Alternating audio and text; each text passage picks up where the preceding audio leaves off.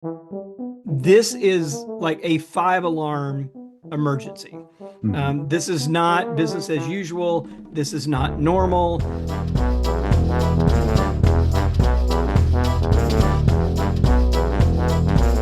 You're listening to Good Faith Weekly. I'm Mitch Randall. And I'm Missy Randall. We're here each week exploring the intersection of faith and culture.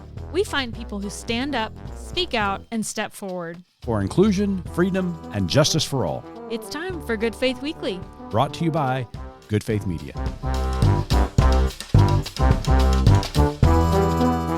Welcome to Good Faith Weekly. On this episode, Missy and I are going to catch up and talk about the importance and exhaustion of Holy Week.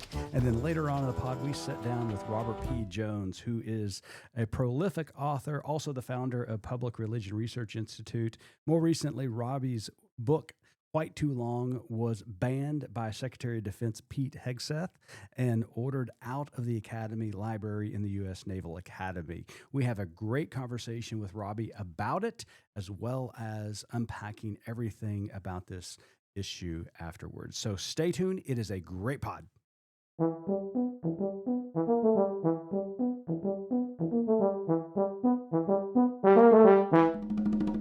Hello there, Missy. Hey, how are you? I am well, and you? Well, do you want the real response or the funny response? I don't know. Well, let's start with the funny response, as long as it doesn't involve skunk. Okay, cool. Yeah. Okay, so I'm just in a little bit of space of having like a drama response this week. Okay. And if you don't remember what that is, I know many of us talk about trauma responses. I don't ever want to make light of a trauma response. So I have coined the term, I will claim it, drama response. This is like, it's drama, right? It's not serious, but it's just one of those things that just kind of lies under the surface and is put you a little off kilter, so to speak. Yeah. But before we talk about my drama response, I need to ask you a question. All right, shoot. Okay, and you have to be honest with me, Reverend. Okay, I will be. What feels better? Right? The look on your face. I was going to say, where is this going? It's a family show. I'm so sad. I didn't get that on video. What feels better, an empty tomb or an empty storage unit? Oh my gosh. I'm sorry. I love Jesus Sorry and all. about you, Jesus. I love Jesus and all, but there's nothing better than an empty storage Am unit. I right? Am I right? Like that is our big news this week. So true. You worked so hard last weekend and got a storage unit completely emptied out. Oh my gosh. And I It was think the best feeling. anyone who has adulted for more than 10 years will be like, yeah, you're right. You're right. Yeah. There's nothing better than turning in that lock and walking away. Well, I mean, obviously we've gone through a move, but we've known so many people who've got storage units, and I knew that if we let it go past a year, then we were always going to have this storage unit. And you and I feel very strongly about not having storage units. So here's a funny story, and I'm really thankful right now that my father doesn't listen to this podcast because I'm about to tattle on him. Or I guess tattle on my mom, she's listening because she's all around us. Anyways, so when I was a kid, my dad was notorious for keeping stuff and he couldn't get rid of stuff and he would more storage units. So my mom just finally stopped paying on them. You know, the boys and I used to watch Storage Wars, and they had a Texas edition. I'm pretty certain that it could have been your family at one point. I'm so confident. I'm so confident that probably one of my dad's storage units made it onto Storage Wars. Yes. So my mom, that was one of the things she probably shouldn't have confided in me about when I was a child, but she did. She's hysterical. like, I just stopped paying on them because he won't clean them out. This sounds so bad. Give me an empty storage unit over an empty tomb any day of this particular week of this year. Wow, you're going to live to... See, that's one of the things I would say on the podcast, and then I would lay awake at night worrying about... I have no guilt whatsoever about it. You're just all about the empty storage I'm all unit. about the... Yeah. Okay, so moving on, let's revisit then, since this is the week of the empty tomb, It right? is the week so of we the should empty tomb. probably talk about that. Yes. And I told you in the beginning, I'm having like the drama response, and it's so funny because even this many years outside of you being involved, on a church staff, Right. Easter week still brings so Oh, much yeah. stress to me. And Lots of anxiety. first of all, for those of our listeners who are out there who are church staffers, one, you're not listening to this podcast until much later because Right. let's face it, it's Easter week. But two, just thoughts and prayers, much strength to you. And if you're a church member, and just give your staff members, your clergy at your church grace this week, and buy them a bottle of wine at the end of the week if they deserve it. 100%. One of the best things that one of our church members did for us one year is just showed up with dinner on Easter week and just said, I know this week is hell for y'all. Yeah. I mean, literally, and just dropped dinner off. And it was just the greatest recognition of how difficult and how busy and crazy this week is when you are involved in church work. So yes, to all of our church staffers out there, to all of our church members, just show some grace. This is crazy. And it's Passover this week too, so we remember our Jewish clergy as well. 100%. Yeah, actually, it is. You're right.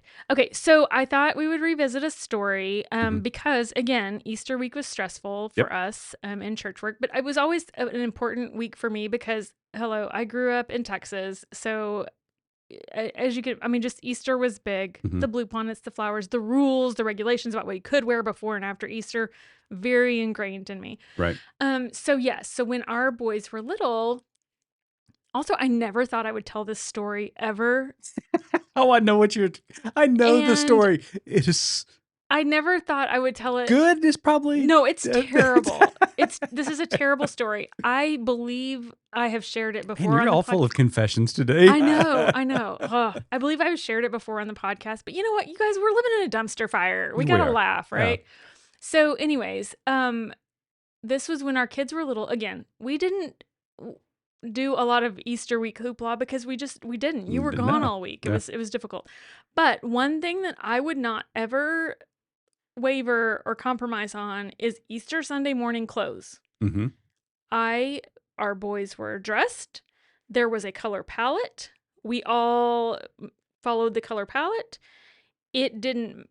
And when you say followed, we just bowed to your wishes. Yes, I picked out what I was going to wear, and then everyone else had to coordinate, right? Exactly. So anyways, the boys, they were so cute. I'd have them dressed in the cutest little ensembles and just loved it. Loved every minute of it.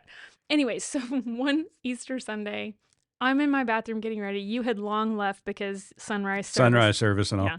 So I was in my bathroom getting ready, and our oldest son came down. He was probably 6 or 7, and stood in my bathroom door as I was finishing my hair or whatever. And just, how kids do. It's really like the SNL sketch. If you haven't seen it about the Christmas sweaters. Oh, yeah, exactly like Google it. Yeah. I mean, it really is like that. And so he was just pulling at his collar and just kind of at his sweater vest, which was adorable. And he was like, Mom, he goes, it's just not comfortable. Which he was probably right, but go ahead. It wasn't that uncomfortable. It could have been the 70s polyester. Okay. Come on. At least he was 100% cotton. True. Okay. So he was like, it's just not comfortable. And so I looked at him and I was like, Cole, do you think Jesus was comfortable on the cross? Oh my gosh. Oh, what a great parenting moment. It truly is. I mean, we can laugh about it, sort of laugh about it now. No, it was one of my worst parenting moments for sure. I mean, it's funny, not funny, but he just was like, no, and he walked away. Just dejected on Easter morning. But you guys, and also, I mean, we could sit here and unpack how fundamentalism baked into me that equated with, Jesus on a cross, which I didn't believe that even then. But still, it was a terrible moment. Funny, terrible. I have since repented for that moment. Trust me. Did you ever ask him for forgiveness? I'm pretty sure I did. Pretty sure. But if not, I will send him some money later and all will be well. But no, yeah. So that was my most awful, embarrassing parenting moment, and it happened to be on Easter. It's the best worst story ever. It is the best worst story ever. I still feel bad about it. So I've shared it now twice. Dear listeners, you are welcome. No matter what stress, if you're on church staff, no matter what stress you've been through this week, and no matter what you say to your kids, just remember it can't be as bad as what I said to my kids. Very true. There you go. Very true. All right. I have brought the funny. Well, yeah. So you said you got two moods this week, or you got some funny, but then some more serious. And obviously, the serious is it just continues. You mentioned that we're living in a dumpster fire. That dumpster fire continues to rage out of control. And this week, the flames got even higher when the president of El Salvador, President Nayib Bukele, came to Washington, D.C., into the Oval Office to meet with President Donald Trump. And President Trump, guess what? Asked the president of El Salvador if he could build more prisons down there because, I mean, deporting internationals is not enough for him. Now he's talking about sending American citizens. He needs some extra space. Yeah, homegrown terrorists, as he calls them, to El Salvador. This is getting really out of hand really quickly. And of course, it all stemmed from the most recent case where the Maryland man who was deported by an administrative error, admitted by the administration themselves, deported to El Salvador. He's in that prison right now, and an attempt to try to get him back. The Trump administration says, no, they're not going to get him back. The president of El Salvador said, we're not sending him back, even though, Missy, there's been a court order. The Supreme Court has ruled on this, telling the administration that they need to get this guy back to America. And the Trump administration is thumbing their nose at the courts. I read an article earlier this week. We've talked about a constitutional crisis. Here we are. Are the checks and balances between the three branches of government going to work? And we're terrified that it's not. And that's the scary thing, is that this story, and again, we record a few days early, so who knows what's going to happen by the time this podcast drop. I feel like we need to issue that disclaimer every week now, because we don't know what's going to change or happen or blow up between now and Friday. And I went to the transcript because I understand how things can be, context is important, and what is actually said is important. And, he is saying this, we need to send people. And he tries to say, oh, these are bad people. But the thing that just struck me as so, I don't know, funny, I guess if you don't laugh, you cry kind of thing, is he says, we're studying the laws right now. We always have to obey the law. And I'm like, wait, studying what? The law. What? It's, you cannot make this make sense. Yeah. We're planning to send convicted, felons over there. I'm like, hey, yo, look in the mirror. You were literally a convicted felon. Anyways. And we're studying the law. The courts are ordering him to do things and he's just not doing them. He's ignoring them. So studying the law is not at all what that administration's doing. I don't know. It's maddening, and I feel so angry and just don't know what to do. Yeah, I wrote a social media post this week and decided not to post it because it really sounds like hyperbole. It sounds like, that I am a conspiracy theorist and all this. But I keep going back to the conversations that we've had between us, as well as conversations we've had with our colleagues, is that when do you know when you're in an authoritarian regime? When do you know that America's been taken over by a dictator? What are the signs? This is one of them. This is one of them. When a president ignores the orders. Court orders. Yes. And, our guest today, Robert P. Jones, we have this conversation with him. He talks about the significance of the United States Congress, that they may be our last hope. We get into that, and it's a whole thing. But the reality is, this is what an authoritarian regime looks like. This is what a dictatorship looks like. And my fear is that we have allowed this to go on so long that we've passed the Rubicon. How are we going to get this back? How are we going to let democracy thrive once again? And I'm going to say this, and it's probably not going to be popular among some of our friends. The Democrats aren't doing a whole lot right now. They're sitting on their hands. And I believe in a strong two-party system. I believe we need to have a strong Republican Party and a strong Democratic Party. We've already seen that the more conservative, fiscal conservative Republicans have stood by. There have been some who've stood up. I think of Liz Cheney. I think of Mitt Romney. There have been Adam Kinzinger. There have been Republicans who stood up to this totalitarian And mindset. have, quite frankly, lost their jobs Yeah, or they've had lost to their leave job. their jobs because of it. Yeah. But we need more of them. We need the Democrats to be standing up. This is, in my opinion, and again, this is my opinion, this has nothing to do with partisan politics. Right. If we want a democratic republic, we all have to stand up and say no to this dictatorship. And my fear right now is we are living in a dictatorship. There's still the parameters for us to operate within. And we talked with Robbie about this, but it is frightening right now because you've got a president who's just ignoring court orders, as you said, with potentially ignoring any the United States Congress if they act. This is it. This is the moment, and this is the time. Well, on that hopeful note, I'm sorry. I just don't. Yeah, it is very scary. It is very Hearing scary. those words today about I'm sending American citizens. Yeah. Like, of course, you guys, I mean, every country, there are people who are going to operate outside the bounds of law, no Sure. matter where you are. But, you know, an American citizen is an American citizen. They are dealt with within our country. And so to hear him say those things, and I want to know where those people are who are still continuing to say, oh, he was just joking. Right. Like that kind of has been the trope all along. Like, show of hands, if you're still saying he's just joking, I just need to know who you are. Exactly. I mean, just for my own protection. But yes. Anyways, that was not a very hopeful note, but it leads into our conversation today. So yes, our conversation with Robert P. Jones this week. Robbie is the founder of Public Religion Research Institute. And I tell Robbie that as bad as things are, I still do have hope. We'll talk about that in the third segment of this week's pod.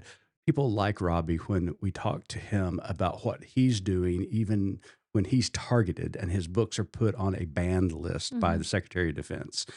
That people like Robert P. Jones and others are standing up and saying this is wrong. So that does give me hope and inspiration to continue the fight. So Missy and I will be right back after this break with Robert P. Jones. Good Faith Media is the new home of A Sermon for Every Sunday. This free resource offers lectionary-based video sermons by America's best preachers for use in worship, Bible study, small groups, Sunday school classes, or for individual use. All you do is push the button. With A Sermon for Every Sunday, you can be inspired by and learn from some amazing preachers: Otis Moss III, Amy Butler, Brian McLaren, Starlette Thomas, Will Willimon, Michael Curry, and many, many more. Hundreds and hundreds of free sermons are waiting just for you. You can find them at goodfaithmedia.org or asermonforeverysunday.com.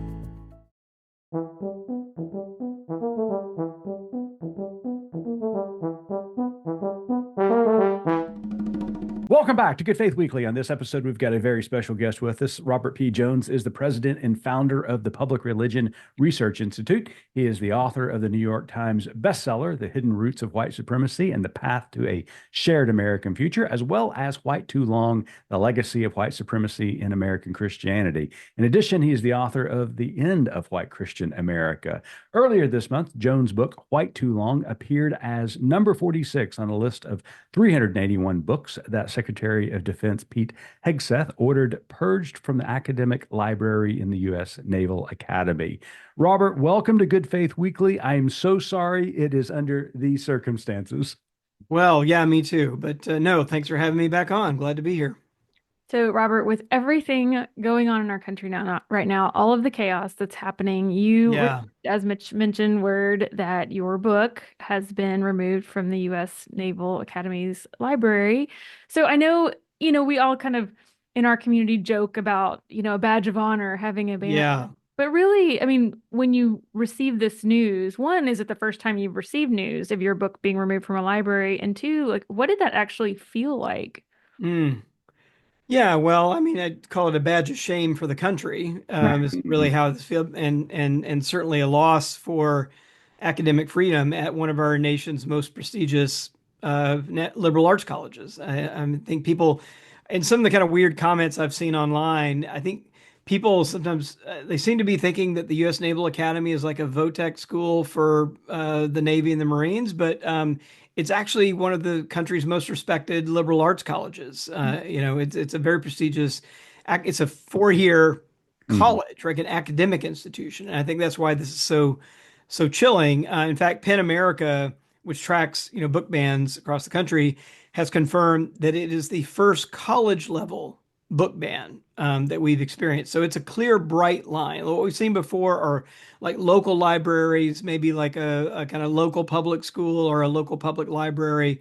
And those are certainly horrific and ought to be, resisted. But this is the first attack on a kind of academic 4-year institution. So, it was this was like a week ago Friday that I got the news, and just I had suddenly my phone was lighting up with Head. people saying, "Hey, heads up, you're." So I didn't see it first, and I saw it first on either social media or people texting me saying, "You should check the New York Times." What they just reported, and then yeah, sure enough, it was number 46 of 381 books on the list, one of 7 books in religious studies that were banned on the list. And it was kind of shocking, I guess. You asked how it felt. I felt like chilling for one, what it means for higher education. Two, I think sad, really. That you as an author, you write for the widest possible audience. You want that book, White Too Long. The subtitle is The Legacy of White Supremacy in American Christianity, is probably the most personal book I've written. It's got a lot of my own family story in it, a lot of my own struggles with growing up Southern Baptist and what it means to kind of wrestle with the entanglement of commitments to white supremacy alongside commitments to Christ, and how does that work in our history and how do we sort that out or disentangle those things? So it's a very personal book, and it's gotten a lot of classroom adoption. And so I'm always happy to see it sitting in an academic library or at on a college syllabus. But what it means, of course, if it's gotten yanked out of the library, it will never appear on a syllabus, right? Or in a class at that institution. And then, of course, the way these things work, and the kind of chilling part of it is that, once you get on a list like that, now there's a list, Right. Mhm. right? And those lists kind of travel Yeah. in various circles. So they'll probably travel to other universities that get under the thumb of the Trump administration, to other kinds of organizations. So that part, there's a lot of uncertainty. Frankly, a little worry, little fear of kind of what that means. Long term. Mhm. In the last thing I'll say, that the piece I wrote reflecting on it, I chose an image to go with it, and the image I chose was from Nazi Germany. Mhm. There's a memorial at Bibelplatz in Berlin where on May 10th, 1933, the German Student Union and allies were, if you've seen a book of Nazi book burning, it's probably that image. Right. They were just kind of heaping books into this big square, kind of cobblestone square there. And it was, their chant really was that these were un-German Mhm. books, unflattering, right, to the German regime kinds of books. It's exactly the kind of sentiments that we're experiencing here now. And there's a modern memorial to that. I was just there a couple of years ago. And when you stand there among the cobblestones, they've dug out about 20 feet down, and they built an empty room under your feet, under the plaza. And you look down through this plexiglass window, and there's a room full of empty bookshelves all the way around. Right. It's actually called the empty bookshelf. But we're now not in sort of like things that are similar to Nazi Germany. We're now in things that are exactly like Nazi Germany.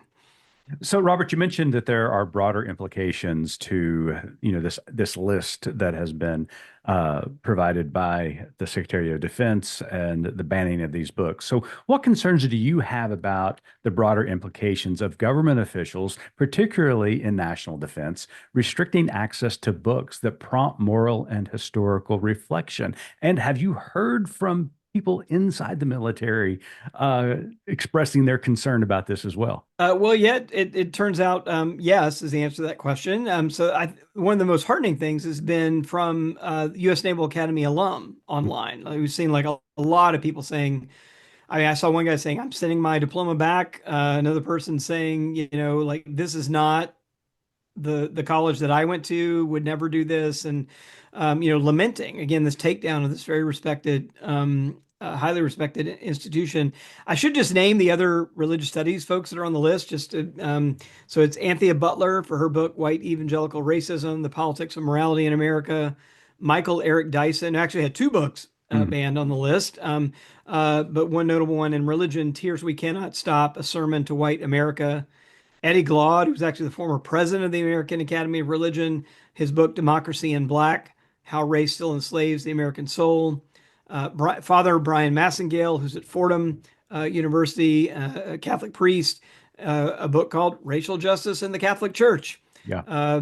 Rosemary Redford Ruther, who passed away a couple of years ago, her book America, America, Elect Nation and Imperial Violence. And finally, Jim Wallace for his book America's Original Sin: Racism, White Privilege, and the Bridge to a New America. Now, it's pretty clear if you just listen to those titles, like they have in common really trying to get Christians to take seriously this entanglement with white supremacy and what that means. So, to your question though about what it means for the U.S. Naval Academy, its values, it's notable. You look at their mission statement; they talk about their purpose is preparing young men and women to become professional officers, right? The leaders of our military. Mhm. And they mention things like competence, character, compassion, right? That these are values that they're committed to. And then when you look at their honor code, this stands out.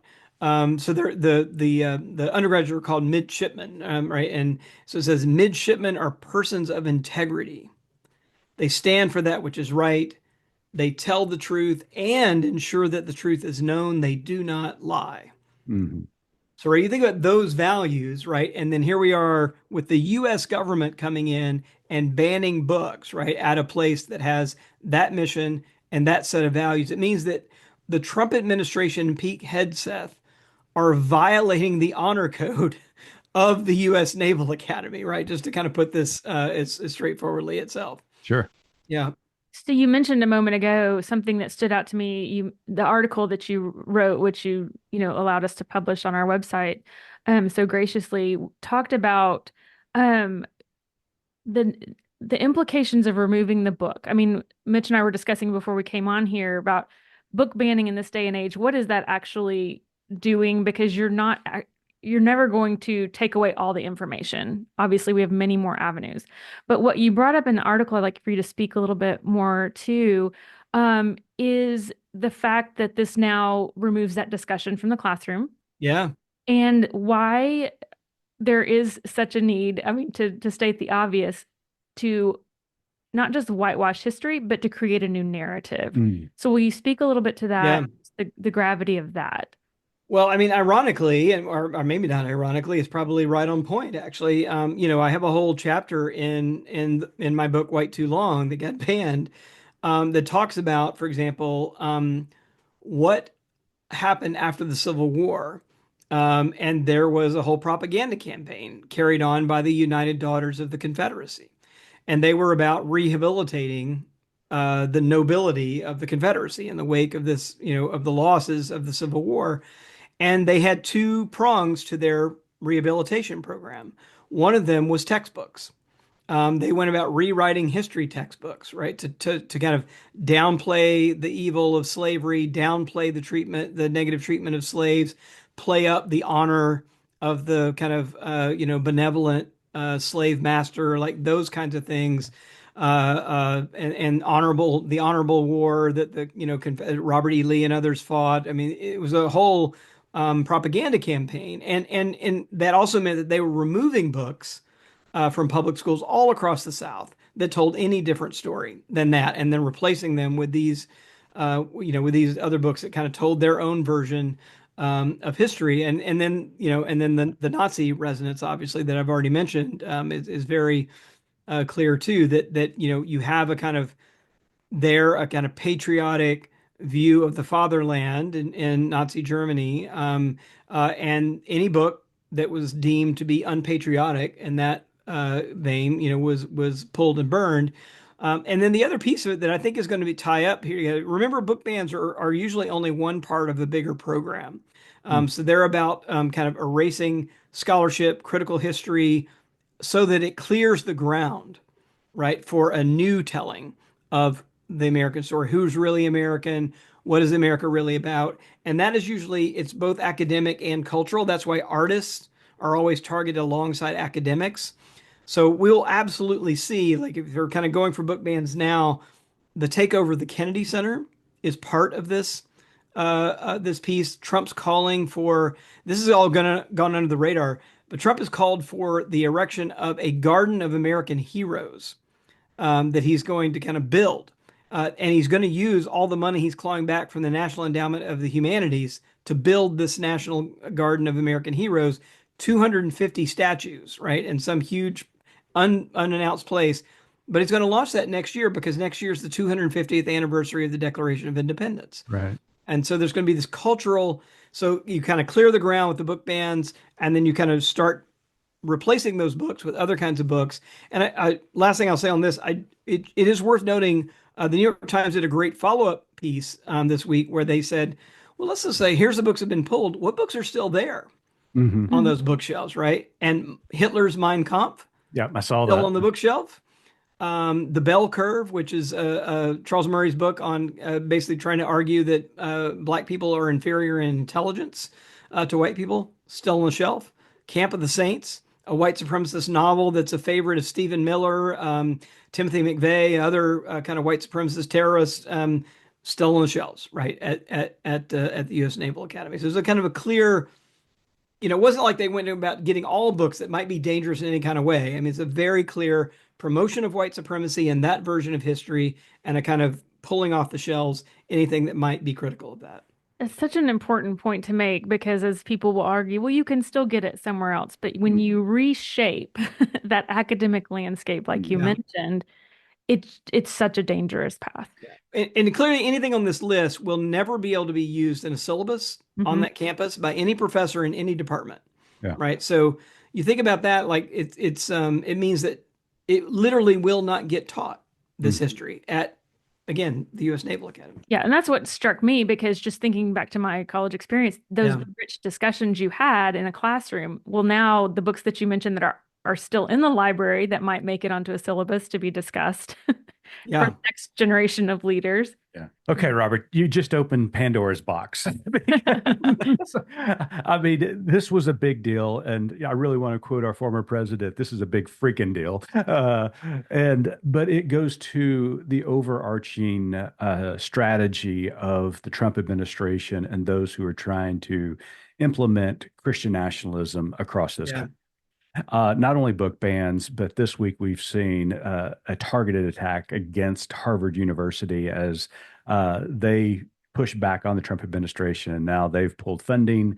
And even as early as Tuesday of this week, Trump tweeted out that he was going to possibly revoke their tax exempt status. You've already talked about the attacks of the arts.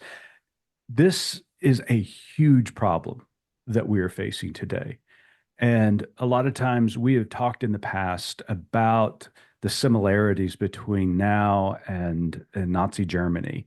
And it seemed to be, hyperbole at the time. Yeah. This is happening in real time. Do you get a sense that the American voter understands what is happening in America today? Yeah. It's a great question. I fear the answer to that is no. I spent a lot of time on the road, as you know, and so speaking at churches, speaking at universities, And when I talk about these kinds of things, you can sort of see uh, kind of people either in disbelief, or I'll sometimes get a question kind of pushing back, oh, aren't you exaggerating? Or, I think I'm feeling a little bit less of that now as people are kind of tuning in. But it's so hard, I think, with so much happening in so many different directions, the stock market tanking, like, all of this stuff that is kind of distractions. But kind of put this, Penn America again just has identified this as like the first college level book ban. So I Mm-hmm. think what we need to do is look for bright lines, right, that are being crossed. Like this is a bright line. This is not a small one. This is a bright line. If they get away with this, they are coming to a college or university in your town. I can promise you. Right. Right. And so this will not be the first one. If they're going after Harvard and Columbia and the biggest colleges with the deepest pockets, right, to defend themselves, you can bet like smaller liberal arts colleges that are struggling already, right, to kind of stay afloat, are going to be pretty easy pickings, for this. So I think helping those communities stand up. But let me just say this as clearly as I can. Like, you know, this is like a five-alarm emergency. Mm-hmm. This is not business as usual. This is not normal. I keep having to have this conversation with my 15-year-old son, saying, "Look, let me just like say this over and over. Like, this is not the America I grew up in. This is not the values that we hold." And we have a sitting president that is openly talking about deporting American citizens who hold views that they do not like, right? They're openly talking about that now. So right now it's only happened to green card holders, people here on visas, non-citizens, but they are openly already telegraphing that these kinds of renditions to horrific El Salvadorian prisons are coming for American citizens. Like that is no joke. And so the thought police, Marco Rubio, just wielded the anti-Christian bias executive order to tell people at the State Department that if they really want to retaliate to a coworker, all they have to do is report them for being in violation of the anti-Christian bias. They report them for saying something anti-Christian, and suddenly they're before the U.S. thought police, right? And being un-American. So we're at least back to McCarthy for sure. Which not many of us lived through, but I think it's worse than that actually. When we're talking about sending people off without due process to a known place where they commit torture in an El Salvadorian prison, like that's a full-on fascist dictatorship. Yeah. I mean, just you just mentioned El Salvador. The president of El Salvador is in the Oval this week. Yeah, And, the president, President Trump looks at him and tells the media, I've asked him to build more prisons because we've got some really homegrown terrorists here that yeah, ship out, which is just, it's alarming. It's yeah, terrifying that we've gotten to this point. yeah. And I should just say too that right now, like it may feel like because the way the executive orders are written, there's one on anti-Christian bias, there's one on anti-Semitism. Hmm. So it may feel like if you were Christian or you were Jewish, you are safe. You are not, No. right? Because what's going to end up happening is, and we're already seeing some of this. If you end up being the wrong kind of Jew Hmm. or the wrong kind of Christian, like those policies on anti-Semitism or anti-Christian bias are coming for you Right. uh, and me as well, because I will clearly be the wrong kind of Christian. You've Uh, already been identified, yeah, Robert. right, right. I'm already on literally on a list, right? Literally on a Yeah. list. All right. So, Robert, what can we do? What can we do to galvanize ourselves, to come together, to mobilize and fight back? Because, like you said, this is not normal. This isn't the America that most of us grew up in. This has to be stopped. Yeah. Can we do to join forces with other like-minded people across this country who love democracy, who love this country, who are people of faith, genuine faith? What can we do to stop some of this nonsense that's happening in America today? Well, look, let's be clear where the blame lies. I'll say this first. So the only post-mortem piece I wrote on the election for a public outlet was a piece I wrote for Time magazine. And I called it "What White Christians Have Wrought." Mm. And because there was all this kind of, hair splitting over like, oh, well, Latinos are up this many points and African Americans are down this many points, and, and their support for Harris. And, a lot of that's true. It's important to do that kind of analysis. But like the forest for the trees, answer is Trump does not get into office without the overwhelming support of white Christians. Mm. White Christians are the reason why we are in the mess that we are in. And it's not just white evangelicals. I'm kind of be very clear about this. So it's true that white evangelicals have voted more than 8 and 10 for Trump every time he has been on the ballot. That is absolutely true. They voted 85% for him this last time. It is also true that white Catholics and white non-evangelical Protestants, right, the mainline Protestants, voted about 6 and 10 for Mm. Trump every time he has been on the ballot, right? So it is white Christians writ large that have kind of put us in the mess that we're in, and so I think it's going to take that group, standing up, and the shortest way out of this is actually through Congress, because all it will take. I mean, if you think about the mass deportations, the tariff mess that we're experiencing. The only reason why Trump is able to do those things is because he has declared national emergencies, like ridiculous Mm. national emergencies. Right. And the people who can stop that definition of a national emergency and declare, oh, actually, we're not in a national emergency, are members of Congress. So it would actually only take, a majority of Republican elected officials sitting right there, right then to say, actually, you know what? We're all for this Republican agenda. We're all for a conservative agenda. We are not for fascism. We are not for a dictatorship. We overthrew a king in order to establish this country. It would only take them standing up and say, we are going to take that excessive use of power out of your hands and simply vote to say, we're not in a national emergency. No, we're not going to evoke the Alien Enemies Act. We're not being invaded right now by a foreign force, because that myth is what he is using to kind of exercise all these like extraordinary executive powers. They're all based on this myth that we're in an existential crisis or we're being invaded by a foreign power. Those are ludicrous claims, and yet Republicans, in particular in Congress, have let him get away with it. But do you see any hope that that will ever happen? I feel like Yeah. so many That's my times we're question. looking Yeah, at Congress going, okay, guys, this is it. This is the yeah. thing. This is the line in the sand. And every time it's, oh, I guess it's not. Well, we look at our own, Sorry. like James Langford, for example, Senator Langford. He knows better. Robert, he knows They better. all know better. They all know better. Some of them I think are bought into it. That, Mark Wayne Mullen, I think he's bought into Yeah. it. but that's the thing is, what is What is, that point? yeah, what is the Rubicon for them? I mean, Yeah. you would think January 6th would have been it, but obviously Yeah. that wasn't it. So what's it going to be? That is where I'm at. I'm not saying I think we're going to win this fight. I really don't know, honestly. Right. But I think the lines are becoming increasingly clear. That many of them are brighter and brighter. Like I said, setting up internment camps either here on U.S. soil or paying the president of El Salvador $6 million to send people over without due process. Right now, non-citizens, but probably coming for full U.S. citizens. Book banning, like these are not complex Yeah. issues, right? These are pretty clear cut violations of the Constitution, violations of court orders.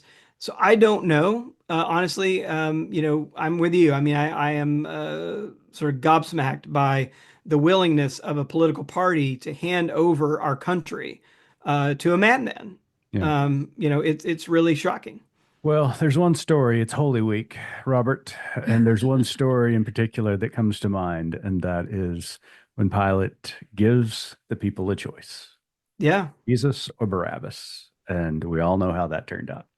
It seems like we're hearing the cries of Barabbas yet again today. Yeah. And when we think about like, I mean, I certainly would say like when I first learned about the Holocaust and, the rise of Hitler, and I mean, I like many Americans were like, wow, like how could those weak-willed, morally, milquetoast Germans let that happen on their watch, right? And how could they not stand up when this happened? How could they not stand up when this happened? And like, I don't think that anymore. Yeah. Mm-hmm. Yep. I agree. Not only older, hopefully like more circumspect, but I mean, I'm just like looking at our own country and Mhm. thinking, oh, well, this is how it happens, a little by little, and then by a lot. Yeah, absolutely. Well, Robert, I don't know if it's been a joy to have you on the the pod this week. Yeah. It's always enlightening, my friend. I am so sorry that this has happened to you personally, as deeply sorry that this is happening to our country as I know you. Yeah. But this is where we are. I do see glimmers of hope. I am still a person that I know I've got to go through Friday to get through Sunday this week, but I still believe in that Sunday. I still believe in that eternal hope. It may take longer to get there than I want it to, but I am hopeful because there are people out there like you and everyone on that list who continues to tell the truth. And I'm hoping that the truth will prevail eventually. So thank you so much for being on our program this week. Oh, really glad to be here. Amen. And just last thing, there are things everybody's got a lane. Find your lane and do something, right? Whether it's supporting the books on the list. Churches, by the way, are really great places to have a banned bookshelf. So step up, have your church do that. But whatever you do, now is not the time to be comfortable and silent. Now is the time to stand up. Well, that sounded like a more to tell, but Missy, so Yep. Missy, if you want to ask that question, Phil, Cool. he may have something else, a more to tell. That's right. So, Robert, as you know, our tagline at Good Faith Media is "There's more to tell." So, in Yeah. your work and our conversation today, do you have another more to tell? Oh, thanks. Well, I'm working on a new book. I can't say a lot about where it's going to appear quite yet, but it's going to be around the themes of discipleship and democracy, where we are. So a little more theological work than I've often done, but that's where I feel we are. So stay tuned for Excellent. that coming out next year, in the middle of our celebration of the 250th anniversary of the signing of the Declaration of Independence. Well, hopefully, we'll still have a show and you'll come back on and talk to us about it. Yeah, right. Absolutely. Robert, thank you so much for being on our program this week. You're always welcome here, my friend. Thanks so much. Thanks for all you're doing.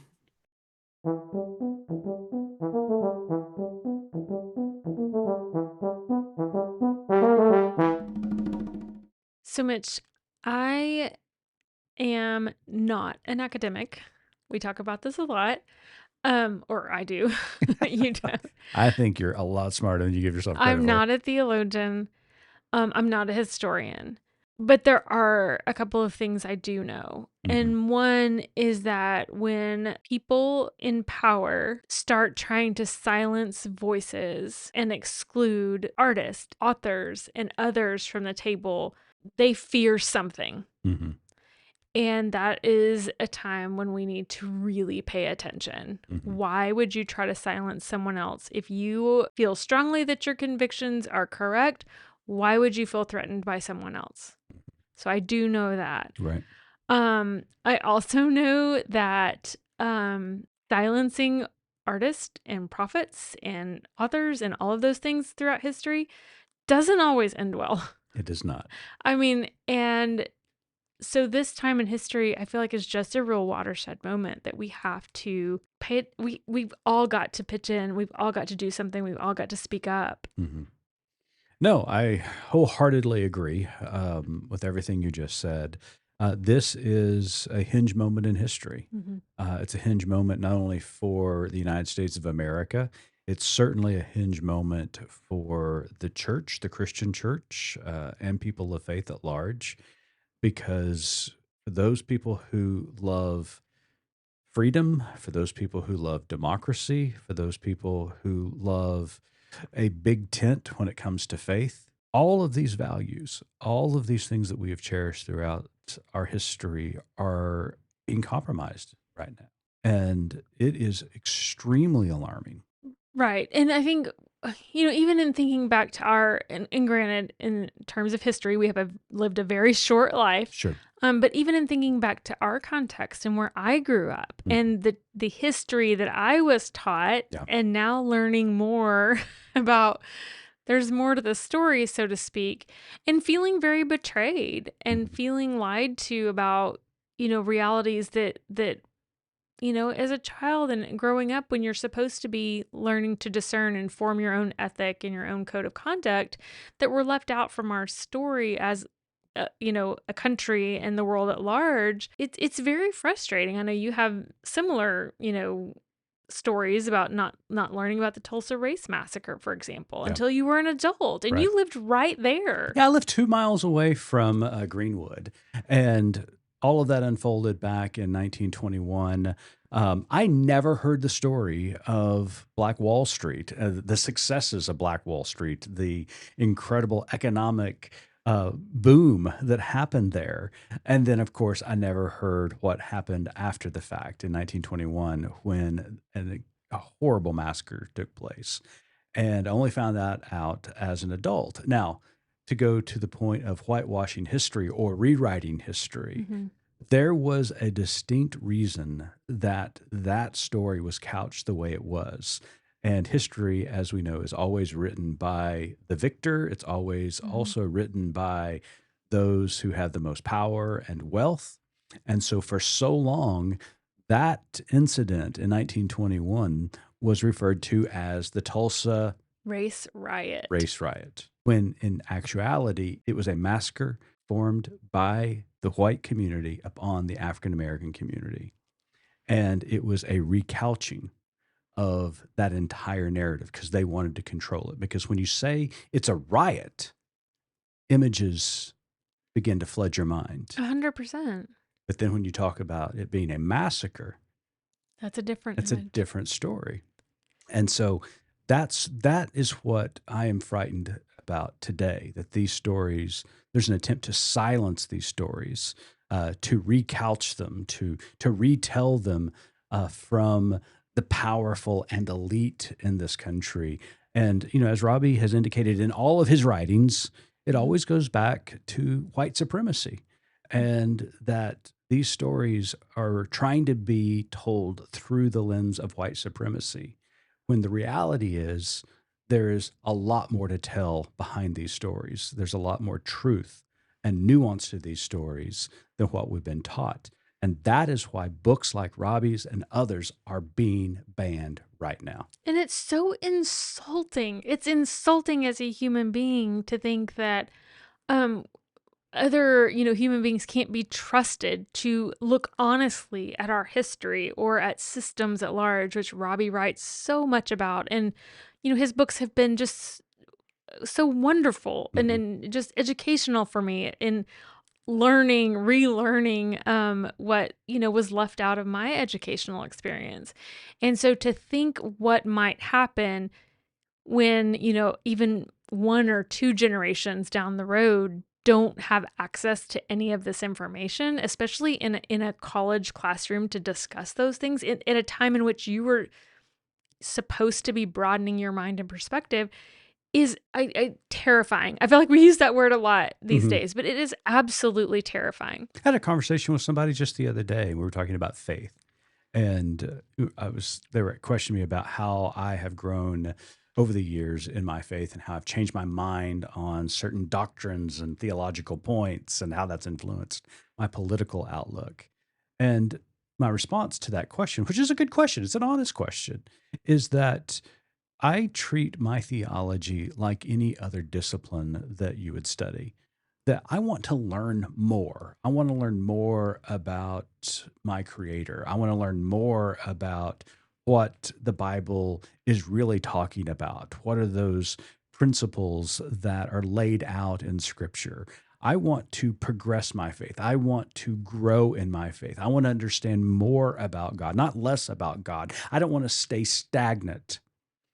You know, if Jesus were to return tomorrow, Missy, and he saw all the rhetoric about let's get back to the good old days, I believe Jesus would be extremely disappointed, Mhm.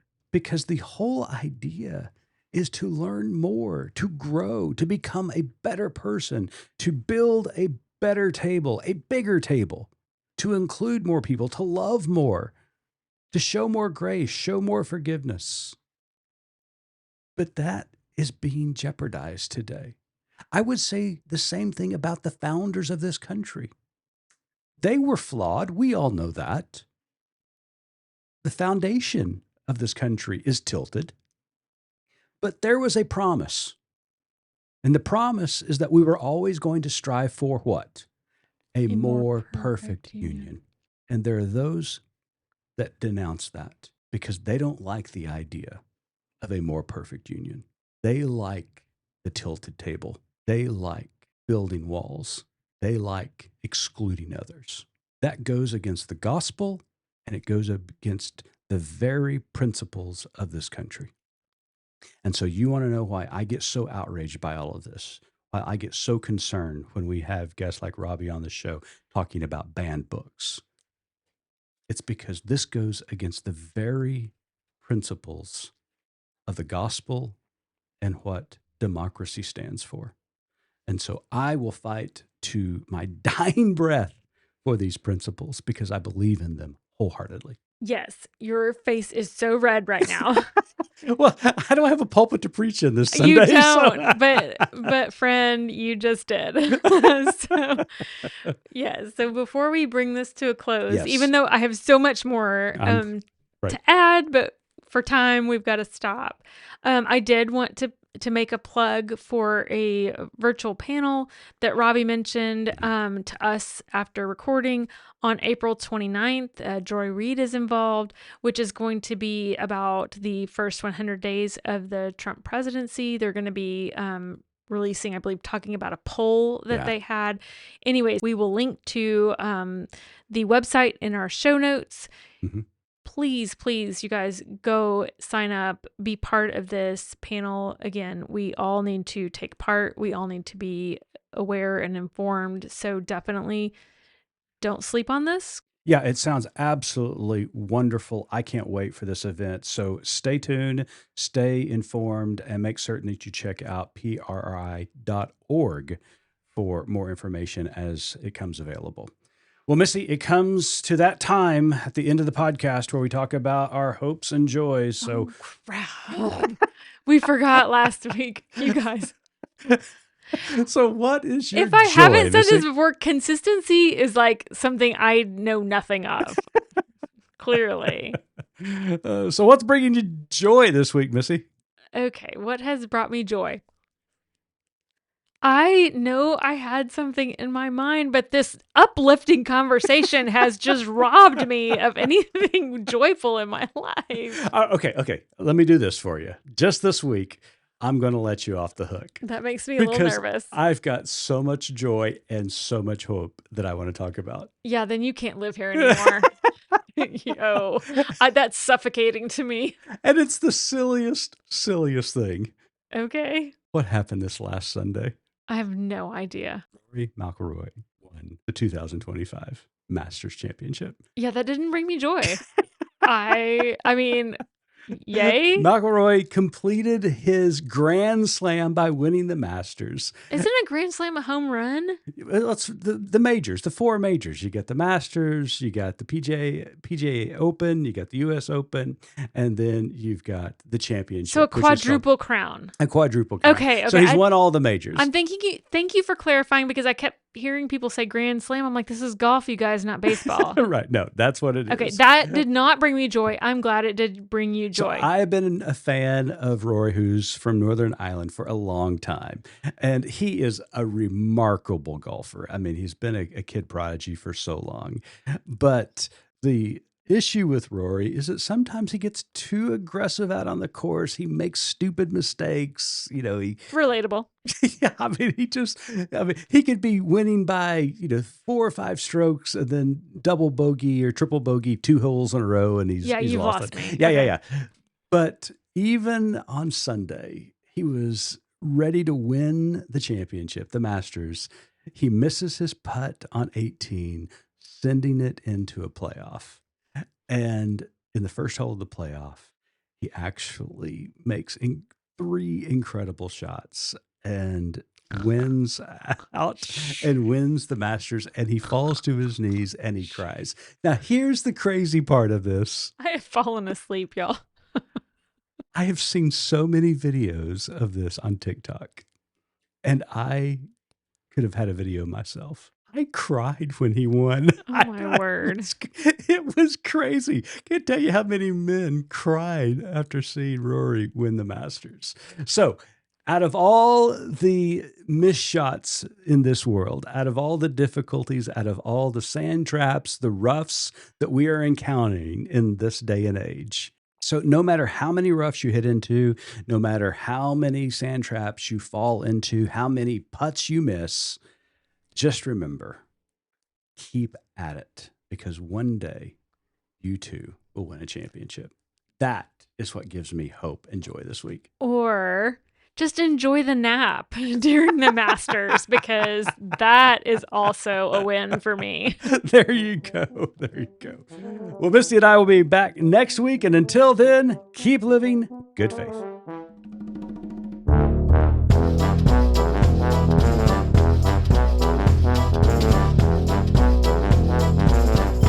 You've been listening to Good Faith Weekly, hosted by Mitch and Missy Randall. This weekly podcast from Good Faith Media discusses matters of faith and culture. Subscribe wherever you get your podcast and give us a like and a glowing review. We produce the podcast out of Norman, Oklahoma. Our music comes from Pond 5. And we're supported by listeners like you. Learn more about us at goodfaithmedia.org.